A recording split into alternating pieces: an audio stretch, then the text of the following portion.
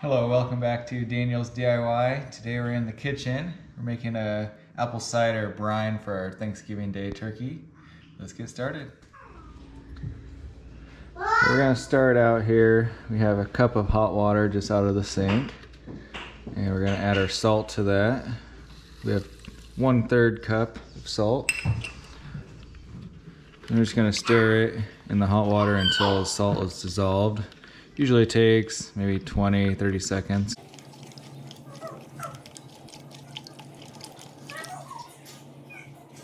And you can see it's fully dissolved after about 30 seconds. And then we're going to add in our apple cider vinegar. We have a 1/4 cup. We have 1 tablespoon of minced garlic.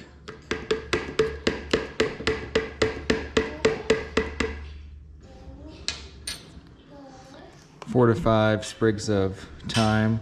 We're just going to break it up a little bit here.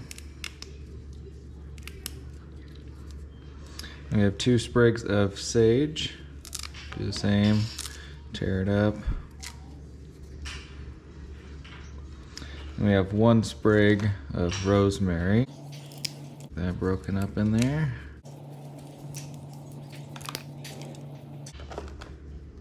And then we have 1 orange.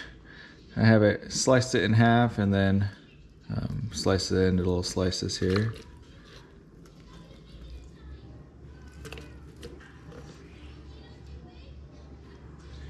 And then to finish it off, we have a 1/2 gallon of apple cider. Fresh apple cider is definitely going to be the best. You can use non-fresh apple cider too, but fresh is going to be better. So let's get up to where it's the pitcher's full here, the 2-quart pitcher here. And once that's full, we're just going to give it a little stir, mix it all together. And we'll go grab our turkey.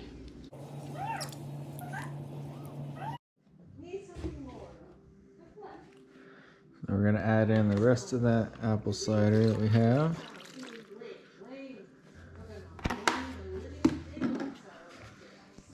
Give this a quick stir again. And get that poured in there. We're putting the turkey just in a brining bag. We got ours at Winco, but you can get them at most grocery stores this time of year. Should have them. You can also use, if you have a clean 5-gallon bucket, you can use as well. Got that. Get as much air out of here as you can, and then seal up the bag.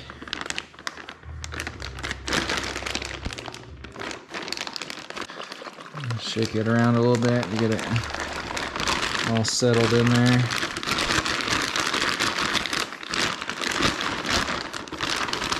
Make sure the herbs are in the liquid. And just like that, we'll let that sit in the fridge. If you're able to, you'd want to rotate the turkey in the bag every couple hours if possible. But at least once in this process. I'm going to do mine just for 12 hours because I'm also going to do an injection in there as well. If you're not going to do an injection, then I recommend doing it, letting it sit in the brine for a full 24 hours before cooking. I hope you enjoyed the video. We'll catch you next time. Keep on doing it yourself.